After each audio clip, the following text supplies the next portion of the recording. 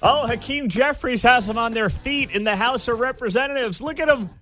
Hakeem, not a dream. Jeffries, the House Minority Leader, as we get it rolling on a Thursday morning, is speaking on the House floor right now to try to basically delay Trump's big, beautiful bill, which apparently the votes are there to get this thing passed.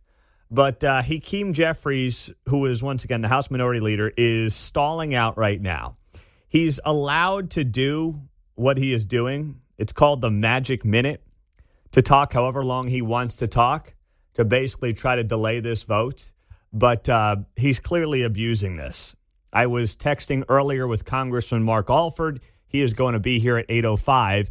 And thankfully, he does not have to be in the House chambers. I said, have you been watching the Hakeem Not a Dream Jeffries speech? And he said, no, I've been trying to sleep.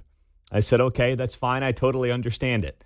But I thought they had to jam all these folks into the House chambers. Apparently, that's not the case. He can watch from his couch and try to take a nap while he's doing it. So that's what's going on right now. But it does look like the big, beautiful bill is done. It is going to pass. We are just getting through the semantics and show business side of what is happening right now on the House floor. Now, is this thing as big and beautiful as Donald Trump has alleged? No, it's not. Maybe it's like big and beautiful like Lizzo, if that's your style, but it's big. There are beautiful parts of it, but is it totally beautiful? No, it's way too much spending, way too many goodies. Ton of nonsense. It is technically an omnibus bill, so Republicans screaming about omnibus bills is going to have to fall by the wayside for a while. But at the same time, I understand why it should pass. When you don't have large majorities in the House and the Senate, and the Republicans do not have that right now, and there are a lot of good things that do come out of this, extending the 2017 tax cuts beyond January 1. You get great funding for the border, for ICE. There's a lot of obviously important things in here for the president's agenda that need to get through. But there's also a lot of hot garbage. That's just how this stuff works, sad to say. I'm not in love with it, but if I was in the House of Representatives right now and you've got a slim majority, I would vote for it, understanding that there is a lot more work to do in the years to come, especially on cutting spending and figuring out what DOGE can do without congressional approval, what DOGE needs congressional approval for. So all that is in the backdrop to getting this piece of legislation through. I mean, I heard yesterday, and I'm seeing all the same talking points, Emmanuel Cleaver and Sharice Davids and everybody else here locally, the members of Congress who are Democrats, are obviously freaking out about this. They're doing the same old song and dance about cuts to Medicaid and food assistance and tax breaks for the rich and all the usual stuff. That's what you're hearing from them, right? There's one thing I might have actually tweaked here. I wonder how it would have played if they would have taken the top income tax rate from 37% and bumped it up to 38, 39%, which is where it was for a long time. Trump took the top income tax rate down to 37. It wasn't a major drop, took it down a hair. I do wonder, had he actually raised that to 38%, if he would have taken out the talking point of, well, it's just a tax break for the rich. Well, if you give a tax break to everybody, the bulk of the breaks, just by numbers, are going to go to those people who pay more in taxes. Just a fact. The top 1% are paying 50% of the income taxes in this country. Now, whether or not you think that's right or wrong isn't really the point. The point is, if you give everybody a tax break, obviously those who pay more taxes are going to be the ones that are the larger recipients of the breaks themselves. It's just math. It's really as simple as that. So that's one thing I might have considered tweaking, especially because obviously, that is the talking point that the Democrats have latched onto here. But Jim Jordan, he is out of Ohio. He was on CNN last night. He was asked about the big, beautiful bill, which looks like it will get voted in by the House today. House Minority Leader, if you're just joining us, Hakeem Jeffries, is speaking on the House floor, trying to basically stall this vote as long as he can. But Trump looks like he's going to get his wish here, and that is to sign the big, beautiful bill potentially tomorrow on Independence Day. What a show that will be. Here was Jim Jordan last night out of Ohio, congressman on CNN. I do want to ask you, in that context, it is Freedom Caucus members who are very concerned about this bill. I'm old enough to remember when, if there was a bill on the floor that added this much to our debt and deficit, I cannot imagine you would have been happy about it in those years. And yet, you have been approaching this a little bit differently. What is your message to your colleagues in that group right now? Look, we all wish it'd save more money, but this is a good bill, and I tell people all the time, it's a good piece of legislation because every single Democrat hates it. And the reason they hate it is because this bill actually empowers Americans. It empowers families. It cuts their taxes. It keeps their taxes low. It says to the hardworking people who are working and getting tips, we're not going to tax those tips. It says to parents, we're going to give you school choice in our tax code. It says the border that's now secure under President Trump, we're going to allocate resources to keep it secure. And maybe most importantly, or as importantly, is it says to hardworking American families who are paying for all this government, for people who are getting a benefit in the welfare system, if they're able-bodied adults, guess what? From now on, they're going to have to work. So I think it's good for all those common sense, fundamental Republican principles. That's why the Democrats don't like it. While it doesn't cut enough spending, I get it, but we got small majorities, and this is probably as good as it's going to get. So I am certainly for this piece of legislation. That was Jim Jordan, congressman from Ohio, last night on CNN. And I think that's where, as far as I can tell, most Republicans are at right now. Do they love it? No. I mean, Trump's a hype man, right? I mean, he has been hyping this thing up as the greatest bill known to mankind. That's what he does, and that's fine. And this will be a huge win for him when this all gets finalized today. But yes, there are absolutely concerns. However, if you're going to vote against it, there has to be some alternative, right, that can realistically pass. And that's where there is no pathway for it right now. So I totally understand why Republicans are going about their business this way. Now, Mark Alford, who will be on the show coming up at 8:30 this morning, he, of course, is a Missouri congressman from our 4th Congressional District. He posted this last hour about Hakeem Jeffries, who is still speaking on the House floor. He wrote here, you can talk. It's a picture of Hakeem Jeffries. You can talk as slowly and pause between words as much as you like, but the vote is still coming. And the one big, beautiful bill, says Mark Alford, is about to pass. And POTUS, President of the United States, will sign it into law tomorrow on Independence Day. So go ahead and, quote, take your sweet time. He then adds, thank you for your attention to this matter. Such a nice man. That was Mark Alford moments ago on social media. 913-408-7957. That is our text line and our studio line on a Thursday morning, the day before Independence Day. Glad you're here on KCMO. Pete, Hakeem Jeffries is stretching this into hours. Yeah, we'll see what his stamina looks like. Like, what I don't know is, can he use the bathroom? Or the minute he's got to hit the head, it's over. I'll text Alford and find out the skinny on that. Because I hope he went before he got up there, and I hope he's not drinking too much water up there if he wants to really extend this baby. That's going to be interesting. I'll find out the answer to that here coming up. Who's the guy from New Jersey that was up there for like 30 hours? Oh, Cory Booker. Cory Booker, yeah. I don't think he was allowed to use the bathroom. I think you're right, Mark. How do you do that? I don't know. That's wild. Hopefully he didn't drink too much water. Yeah, I don't know. Hakeem doesn't strike me as the guy who really thinks that many steps ahead. That's just my hunch, though. He did have a cup in his hand, so yeah, I don't know. Maybe he wants to finish the drink so that he has something off to the side. Are you sure it was a cup to drink in and not a cup to pee in? See, I don't know. I don't know. It could be both. Yeah, okay. We'll have to see. Well, coming up on KCMO, Frank White has spoken. We'll tell you why and what the County executive is saying as he faces a recall effort. We have heard from Frank White, and we will hear his voice coming up next. I asked Mark Alford, I just texted him real quick. I said, can Hakeem Jeffries, who is right now stalling the final vote on the big, beautiful bill by speaking on the House floor, can he use the toilet?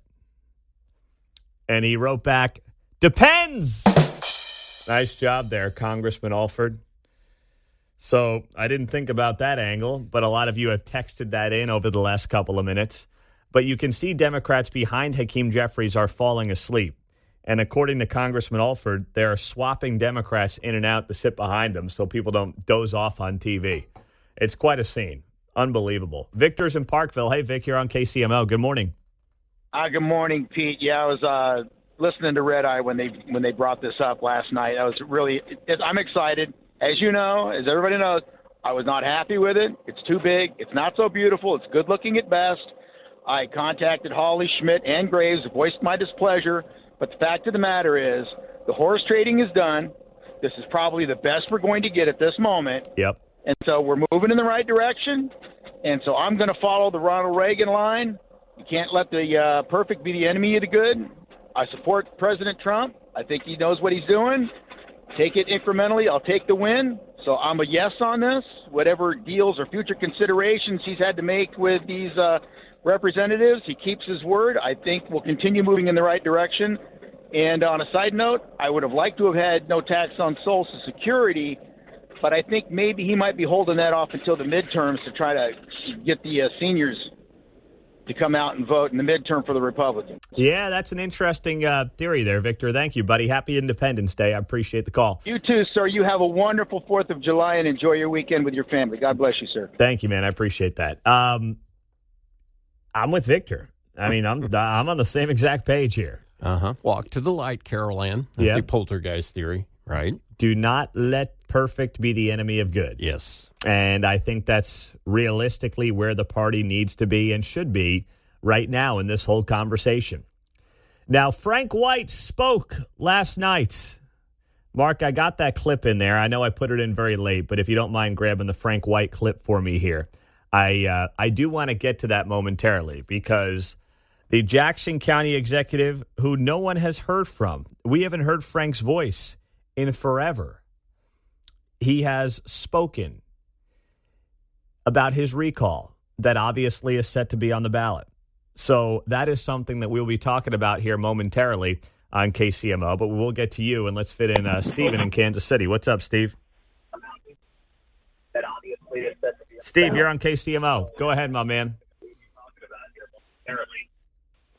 Steve is in Kansas City. Go ahead, Steve. You're up on KCMO. Last time, last chance. Hey, buddy. Hey, happy Independence Day, man.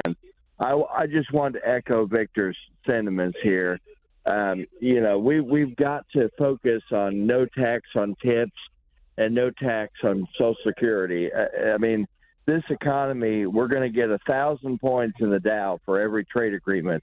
Basically, that's going to come down the pike. We're about to take off like a rocket ship, and let's just keep hammering on the working class and what we're doing for them. We know we're going to get demagogued over this, but if we get past this one, man, it is Golden Street. So enjoy the holidays. We got the B-2 pilots at the White House, and we're gonna find out who that female B-2 pilot is, and all the 6 other heroes, and 2 B-2 flyovers over the White House and the Capitol. So it's going to be quite a scene tomorrow. It's going to be great. Oh, it's going to be fantastic. Hey, and the other great scene, I will be doing the countdown on KCTV5 for the fireworks. So don't miss that. All right, Steve?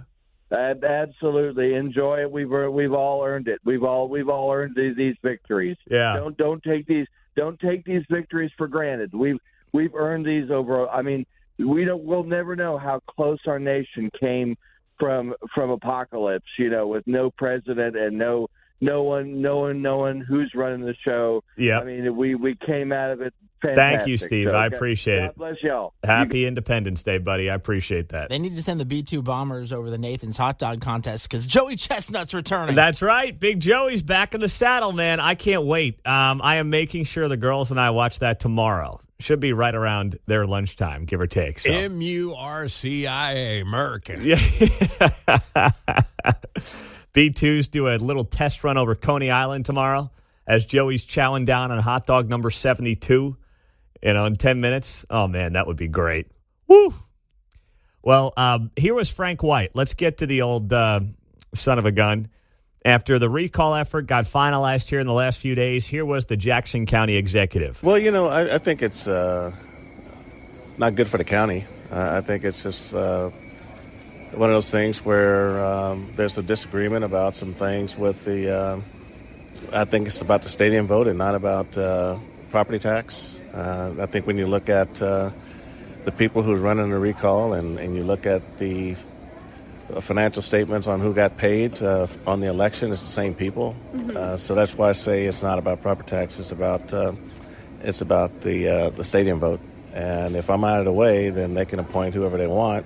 And I think that's the goal that this recall is all about. But I'll continue to fight like I usually do. I don't go down easy, and we'll use whatever available tools we have lawfully to fight this. But it was this new group of legislators that come in. 5 of them has just pretty much been controlling things and not letting things happen at the county. And I think it's been 2.5 years where really nothing's gotten done. Jeez, I wonder why. 2.5 years at the county level and nothing's gotten done. That was Frank White talking like he's a guy doing a radio show. Not like a guy who is the county executive who's been in charge of the county where nothing has got done the last 2.5 years. Now, I know you can sit there and just blame the legislature. You are the county executive. You are the guy in charge, Frank White. It's you. Politicians love to point the finger, but few point a better finger than Frank White. That was, even by his standards, absurd to hear him say out loud. And you tell me, if you are somebody who is a Jackson County resident and you signed the recall petition, did you sign the recall petition because you really wanted a new stadium downtown for the Royals? Or is it because the county has been run so poorly, there is such incompetence at the highest levels, you said the only way for me to send a message is to sign the recall petition? I mean, you tell me at 913-408-7957. If you are a Jackson County resident, is Frank White correct in that assessment in saying the recall effort is only about the stadium vote? Because there's something else that he's insinuating there. He's insinuating that you are a sucker. What do you mean? No, he's insinuating right there that you are a sucker. So if you're a Jackson County resident, are you buying what Frank White just said yesterday to KCTV5 here? 913-408-7957. Well, I think it's not good for the county. I think it's just one of those things where there's a disagreement about some things with the I think it's about the stadium vote and not about property tax. It's about the stadium vote and not the property tax. That is what Frank White said, the audio courtesy of KCTV5 yesterday, which I find incredibly insulting to the 43,000 Jackson County residents who signed this recall petition over the last several months, John. As a Jackson County voter, I know that's not true. Yeah. And, of course, I've been here day to day immersed in this. However, I can say from answering the phones that it goes back prior to the stadiums. Absolutely. So we are 2 years removed from the horrific 2023 assessments. Now, we know what's going on right now, and it looks like the commercial properties got screwed much more than the residential properties did this time around. But that 2023 assessment was really the catalyst for all of this. Now, the assessments had been bad in Jackson County a couple of times prior. but this was next level bad. And this is exactly what happened that resulted in the recall effort getting moved forward. Now, are there some big money interests who also want Frank White out of the way because they want to be involved in new stadiums and building new stadiums? Yes, that is absolutely true. There are certain construction organizations and folks of that nature who do want Frank out because they believe it will help the ballpark situation get figured out. But to imply that 43,000 of your constituents signed a recall petition because they're really dying for downtown baseball, I mean, a vote last April would suggest that that's not at all what's going on here. And I'm just looking at the text line, and I see no evidence to suggest that any of you signed this because of the stadiums. This is from 1515. Pete, I signed it due to property taxes and incompetence. Also on the text line, I signed it because Frank White is a dumbass and screwed over all of us on our property taxes. I was going to say, remember that time people lined up outside the Jackson County Courthouse to protest the stadium? Yep.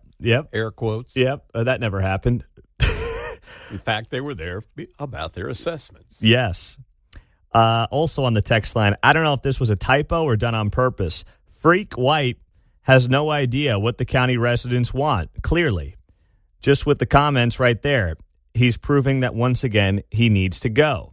So, these are some of the things that are rolling in on the text line right now. 913-4087-957. I can't say I'm surprised by any of this because, I mean, we talk to you, the residents, frankly, more than your elected county executive does on a regular basis. When's the last time he's done anything like a town hall? He's heard from the folks. I mean, he hides from his own legislature. Forget the people. He doesn't talk to the people that he's supposed to work with to do the business of the county. That's how bad it is right now in Jackson County. It's crazy. So this is exactly what I expected when I said text in and let us know where exactly you're at when it comes to why you voted or why you put your name on the Frank White recall ballot. And it is exactly the response I thought we were going to get. Because, frankly, we've got the pulse of the people better than Frank White does at this point in Jackson County. Which is not patting ourselves on the back. We do this every day. He should have a much better pulse. He's the county executive. He should be immersed in his own residents and people and constituents on a regular and daily basis. And he doesn't do it. He's not doing it. Instead, he's pointing the finger at other people. So you can join us at 913-408-7957. So Hakeem Jeffries continues to speak on the House floor. And I guess he is approaching the 3-hour mark of speaking on the House floor to try to delay the vote on the big, beautiful bill. As soon as we get more information on that, we'll tell you about it here on KCMO. So there's a lot going on right now. I'm just trying to get a handle on where Jeffries is at as we get it rolling here. And we may have a vote coming up in the not-too-distant future. He may be running out of steam. I don't know if the pens are starting to get a little heavy, like my daughter's diaper after she goes too long without changing it, or we go too long without changing it for her, or she chugs a bottle of water without us knowing about it somehow. And then it's like, why is that diaper so soggy? I just changed it like an hour ago. You ever deal with that once in a while, Mark, when you just realize that diaper is way soggier than it should be after you just changed it 90 minutes prior? Oh, yeah. It just happened yesterday, right before we left for a basketball game. Oh, man. It's like 30 minutes ago, we just changed the diaper, getting ready to get in the car. It's like, oh, no, we can't have her sit in this for another 20 minutes. Hey, those diapers, they stack up, man. You know, they're not cheap. I hate it when it happens to me. I mean, I got grandkids, of course. Uh-huh. Sure, that's what they all say. Sure. That's what Biden was saying, too. I mean, the grandkids. That's what I'm really talking. The grandkids. It's all about the grandkids. Stop. We know what's really going on here. Meantime, we, of course, are on the eve of Independence Day. And yesterday, there was a press conference. Stacey Graves, the police chief, Mayor Lucas, and Melissa Johnson, who is the Jackson County prosecutor, made it very clear that they will be doing everything they can to curtail some of the unnecessary celebratory gunfire that seems to happen every year in this town on Independence Day. Here's what they had to say yesterday during a press conference. Celebratory gunfire is a threat to all of us. Every bullet that goes up comes down. We will prosecute every case of celebratory gunfire to the fullest extent of the law where the evidence allows. Good. Genuinely good. Now, I know that's difficult to do because the evidence, let's be honest, is going to be difficult. But sending the message, and they've got to come through on it too. You can't be the boy who cried wolf. You can't be the parent who's like, next time you better watch out there, Sonny. They actually have to make some arrests on the celebratory gunfire. And last night, KCPD put up a post on X. It was a picture of 11-year-old Blair Shannon Lane, who was randomly killed by celebratory gunfire in Kansas City on July 4th of 2011. So tomorrow, she would have been 25 years old. KCPD adds here, sadly, people are still celebrating holidays by shooting into the air. ShotSpotter recorded more than 700 rounds of gunfire in Kansas City this past New Year's holiday. They say here, do not shoot your gun into the air. If you hear someone say they're going to celebrate like this, talk them out of it. You might save someone like Blair. Blair's law is now in effect in Missouri, making this crime a state offense with harsher penalties, including potential felony. Good. Good. I know some people might say this is, I've got a Second Amendment right. You do? But if, God forbid, you are shooting guns into the air to celebrate Independence Day, I mean, what are you, Paul Revere? Come on. Have a hot dog. Have a beer. Rah, rah, America. Hit a target. Yes, exactly. If you got to fire your weapon, more power to you. Exactly. Find a target. But shooting randomly into the air is not something that is in any way justified or should be allowed, frankly. And I'm glad that this law is now in effect in Missouri. And I hope that this law, combined with quality policing tomorrow night, results in a quieter night in Kansas City. Celebrating the turning of the calendar or Independence Day by randomly firing your weapon into the air and potentially resulting in the loss of life like Blair Lane back in 2011 is completely unnecessary. And I'm glad that KCPD and leadership in Kansas City appears to be taking this seriously. It is great to have you here on 95.7 FM on Independence Day Eve. Ho, ho, ho! Happy Independence Day! Ho, ho, ho. Can you believe that was 1 year ago today? Everything was fine, though. He was the sharpest ever, said Scarborough at the time. Sharp as a tack. Don't you worry. Oh, my goodness. So the jobs report came out this morning, and it blew out expectations. And the headline here is that hiring defies expectations in June, writes the Wall Street Journal. 147,000 new jobs. The expectations from The Economist were for 110,000 new jobs. The unemployment rate fell to 4.1%, down from 4.2%. And on top of that, jobs for April and May were revised up. That never happened in Joe Biden's administration. It was always the opposite. It would be revised down for prior months, right? So the headlines here are great, and I would obviously rather a job report exceed expectations than the opposite. The other great part of what we're seeing on the jobs front is that you're seeing wages outpace inflation, which has not happened in the last few years, right? It wasn't just that the markets were, or the jobs markets were a little soft the last few years. You also had inflation far exceeding wage growth, which means people are getting poorer. Their dollar's not going as far. We saw wages rise 3.7%, beating inflation, which is at about 2.4%. That's great. And here's another outstanding tidbit in this jobs report from this morning. It came out at about 7:30.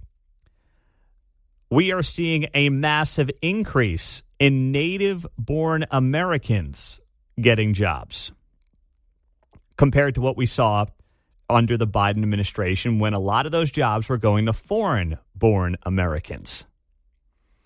So here's a number for you. I don't want to get too far into the weeds. I know numbers on radio can be tough. You're doing a bunch of things. But I'm going to read this one slow. Not because you need it, but just because I know you're busy. You're driving. You're yelling at drivers on 435. I get it. I understand. Last November, the 12-month change in jobs among native-born Americans was minus 1.1 million. For June, it was plus 1.7 million. That means over the last 12 months, you have seen nearly 2 million more native-born Americans as a part of this, job growth process that we've been through the last bunch of months. Native-born Americans. In November of last year, for the prior 12 months, native-born Americans had lost 1.1 million jobs. Tells you a lot, right? So that's great news. CNN was shocked by this morning, and here's what it sounded like when that jobs report came out on CNN. This was just a few minutes ago. Here's what it sounded like.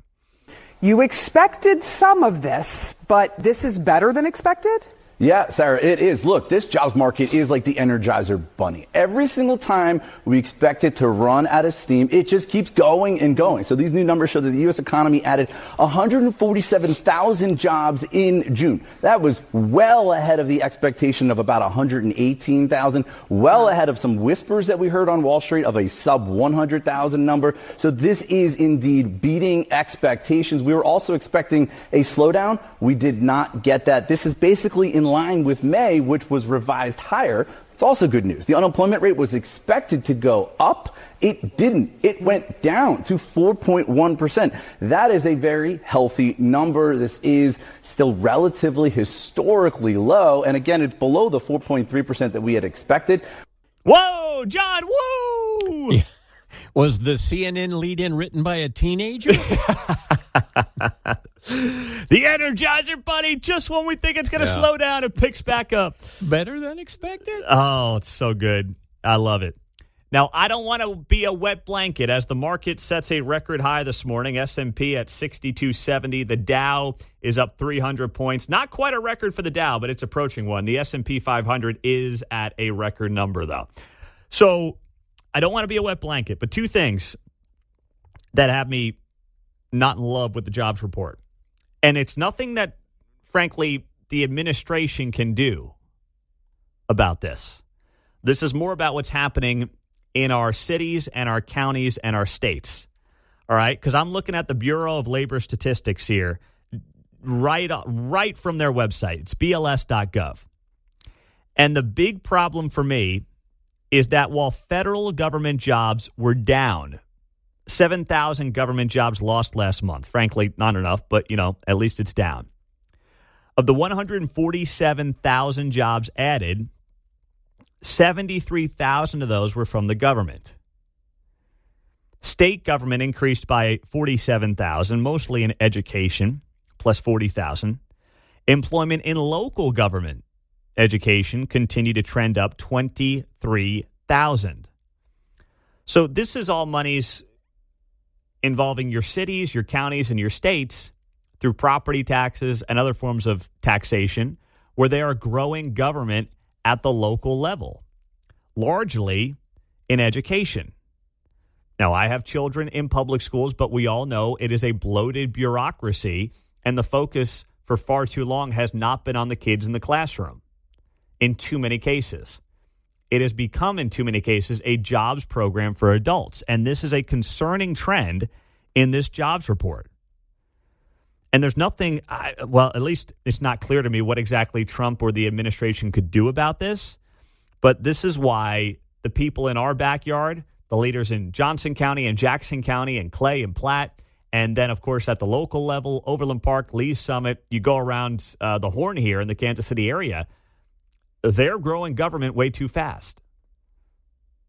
You're seeing that in the budget proposals. Overland Park is proposing a $500 million budget. 8 years ago, it was $300 million. And they're doing that because inflation leads to more sales tax revenues. They're, taking property tax dollars away from people left and right as the value of the homes go up. And, it's squeezing people real hard. So it's got nothing to do with Donald Trump, but it is a concerning part of this jobs report that, frankly, can't be overshadowed. Healthcare adding 39,000 jobs in June. That's about where that number has been for a while. Social assistance employment continue to trend up, 19,000, reflecting continued growth in individual and family services as well, up 16,000. Also reporting here, employment showed little change over the month in other major industries, including mining, oil and gas extraction, construction, manufacturing, wholesale trade, retail trade, transportation, warehousing, financial activities. So when the bulk of this or too much of this is local government employment, that's something that I find very concerning right now. The other thing I want to note here is that when the jobs report dropped last hour, the 10-year Treasury note surged to 4.36%. And that was in large part because the unemployment rate was expected to rise, and instead it fell. So what is that signaling? The bond market thinks that Jerome Powell has even more of a reason right now to not cut interest rates. The bond market is signaling to Powell now is not the time to cut rates. And as much as Powell was so off in 21, he was clueless when it came to what was happening with inflation. I've said now for a while, I'm not convinced cutting rates today is the right move. Because you finally have this inflation somewhat under control. You have wages and wage growth exceeding inflation. That's a great sign. There's a lot of good right now to look at here. And if you start cutting rates, there's a real risk that still, with the government set to pass the big, beautiful bill, which spends way too much money. I mean, the Republicans can brag about all the cuts they want. It's not nearly enough. They're still going to be printing way more money than they're taking in. They're still going to be devaluing the dollar. Cutting rates on top of that is potentially a recipe to find yourself in inflation again or stagflation. So if you were hopeful that all this was going to come with a rate cut, in fact, this is the jobs report this morning is further reason to why a rate cut probably is not coming, at least in the short term. 913-408-7957. That's our text line and our studio line here on KCMO 95.7 FM. And we're streaming on the KCMO Talk Radio app as always. So we are continuing to await the big, beautiful bill and getting that thing passed at some point today. You heard Mark Alford say he's got a 12:30 flight booked on Southwest and a 4:30 flight booked on Southwest. So he's got both of them just to cover his rear end. But I'm sure he's hoping he's going to be back in town on that 12:30 flight from Washington, D.C. But we'll just have to see how that plays out. We got Kevin Kietzman uncanceled coming up at 10 o'clock. Kevin will join us to wrap up the hour because we had a nice visit to North Kansas City yesterday, meeting with some folks who are very gung-ho on the Royals making their way up to Northtown. We'll do that plus our caller of the day on KCMO 95.7 FM. If you are right now in the market for an engagement ring, and if you think you are, just be honest with yourself. You are. That's fine. You should be. We want more people to get married. We want more people to have children. That's good for America. Final hour on a Thursday before Independence Day, and I'm all about, standing up for America, honoring America. But I need a little beat here, Mark. I need something to work with. In the step. Just a little bit. That's all. All right. I don't mind ending the show with that. Into the commercial break wouldn't be a bad call. But you're all over it, man. I don't know what to say. Oh, happy Independence Day. That's all I got for you. So yesterday, Kietzman and I had the privilege to go up to North Kansas City and take a little tour and look around the land that is being discussed as the site for the Royals ballpark. Now, I had the privilege of doing this 2 years ago with different people who were more on the political side of the equation than maybe the business side of the equation. and got the layout. We all know where we're talking about here, right? The old bowling alley right there in North Kansas City. Ton of land, frankly, a lot of nothing, parking lots and whatnot. And the Royals would have potentially up to 100 acres to play with. And it's very evident, especially after going back up there, even though I was there last Friday for Back the Blue, and I was at Chicken and Pickle there in North Kansas City a few months ago for an event. When you get a lay of the land and you look at it from like the top of the Oxbow, the big apartment complex that's new there off of Armour Road, you get a better feel for just how much space the Royals could work with and what an entertainment district could look like. And you can visualize this thing a lot better. And you look at the finalists around Kansas City for the Kansas City Royals, and you've got Washington Square Park, where Quentin Lucas wants them to go. That is 16 acres and just doesn't seem to have the space for what the Royals need to do, right, in terms of building things around a stadium to generate revenue to help stay competitive in a sport that has no salary cap. On the Kansas side, it's always made more sense to me for the Chiefs to look at the Kansas side because they could do whatever they wanted out by the Speedway. Then you look at Asperia, Sprint Campus, whatever you want to call it, and that has made absolutely no sense to me for any period of time. First off, you've got homeowners there who, rightfully so, would be livid to have a Major League Baseball game going on 81 nights a year, more or less in their backyard, causing all type of traffic headaches on Knoll and Row, and the issues that would come with it would be an absolute and utter mess. And no one has really brought up the homeowner part of the equation when you talk about the Spring Campus and the Kansas City Royals.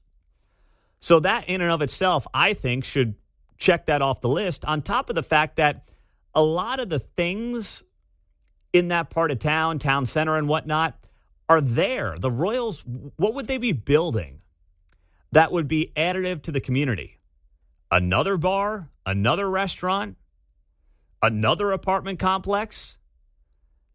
There's nothing really additive. North Kansas City has that feel of a place that is gentrifying, that is turning over, that is changing. A lot of longtime residents still. But you have a lot of people, too, younger people moving in. You get that kind of downtown-ish feel without being in true downtown. You also have just naturally more of a public safety component than you have in Kansas City, Missouri.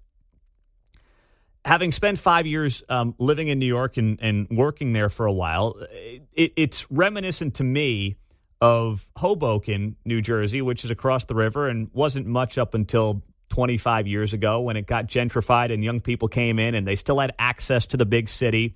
They had access to their offices and whatnot downtown, but they had a better quality of life. There's an element of that in North Kansas City right now.